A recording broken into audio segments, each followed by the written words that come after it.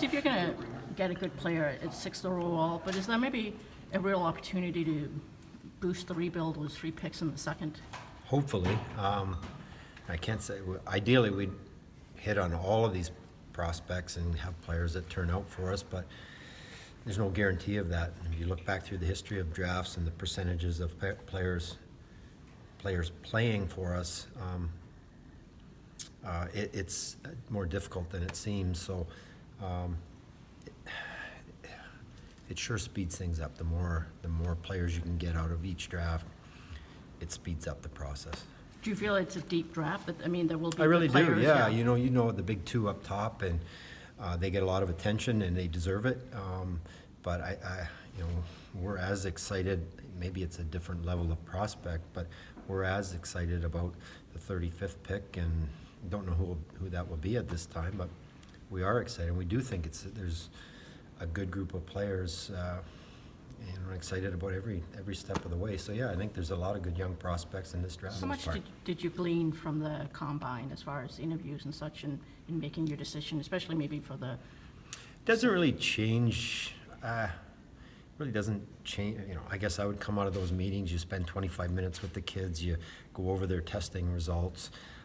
For me, it's just an opportunity to get to know them a little bit, spend a few minutes, make a first impression if you've never met them before, kind of size them up a little bit, very unscientifically, trying to figure out, is he going to grow? Is he going to put on weight? Like, is he done growing?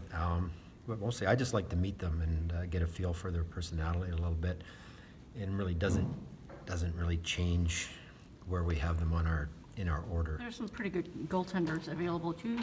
Could you see yourself picking one, I don't know, maybe late in the second, or one of your, or third, or maybe a little bit higher than normal, or?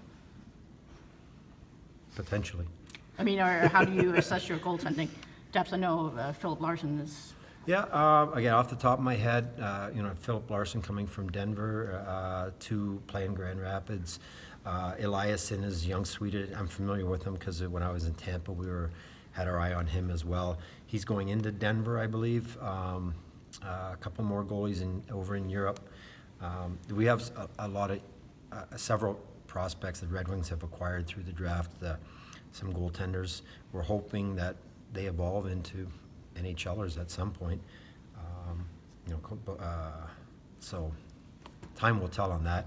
Whether we use a pick on a goaltender or not, I couldn't definitively say, but certainly there are some guys in the draft that we have some interest in.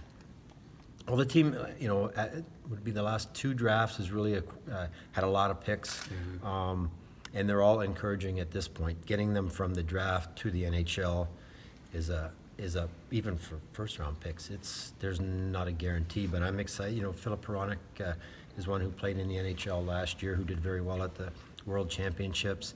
He's coming along. You look, this year. Just trying to go off the top of my head. Veleno will play. Come and turn pro this year. Obviously with Zadina and Rasmussen coming, there are kids coming, and McIsaac will play another year at junior. Got a couple of Swedish kids that look promising. So there are a lot of kids, and I'm hopeful the ones we expect to make it. And then what would really expedite the process would be a couple of the kids that you're hoping that really take a step forward. But we certainly have a lot of youngsters coming, and we're hoping that we run a good program and they make it to the NHL. But there certainly are a lot of young kids, and that gives you more chances. Pardon me? As Nicholas indicated. I've had some discussions. I think, again, I think we talked about it last week, maybe. He can take as much time as he wants. And so you don't need to know by July 1st? No, I don't need to know. No, okay. I'm fine either way. So. Speaking of July. Like absolutely. Yeah. No, if he wanted to play, absolutely. We have spots on the roster available. How I would look, before doing it through trade, I would look at free agency to fill those roster spots.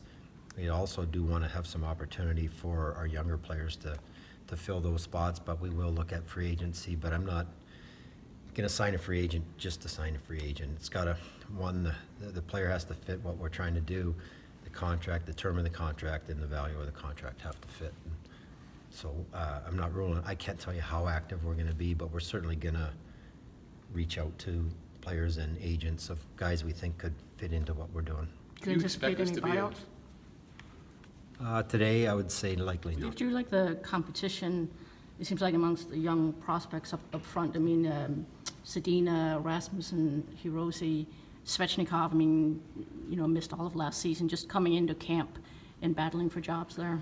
Well, like they're all part of the Red Wing organization, and the perception, or what I want them to do, the attitude is, we're all trying to be a part of getting the Red Wings back in the Stanley Cups and getting, you know, becoming a good team. I want them to all to push each other. They're all in it together. Are they competing for jobs? I don't necessarily look at it that way. I want them to push each other, and I'll be a part of, you know, making this a good hockey team. So, but I think that the competition is good. Nobody's getting handed a position on the Red Wings. Nobody. I don't care if you're a first-round pick or a free agent signing. You got to earn your spot, and if players have that attitude, they come in and they will work hard and they will push themselves. And the most competitive kids, whether they're on the team at the start of the season or not, is in big picture, we want them competing for spots, because the most competitive kids are going to make our team better. Besides for Pete, having hired him, do you anticipate any other changes to your front office or no?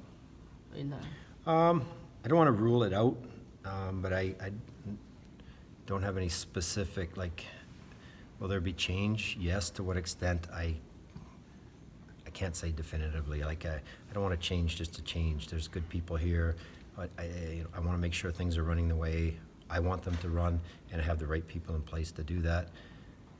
So how much I really can't predict at this point. And right now I'm focused on the draft in July 1, and there's some things that need to be answered, or positions that need to be settled, and whether that's with people that are in place or new people, that will be determined, I guess, over the summer and really over the course of next season as well.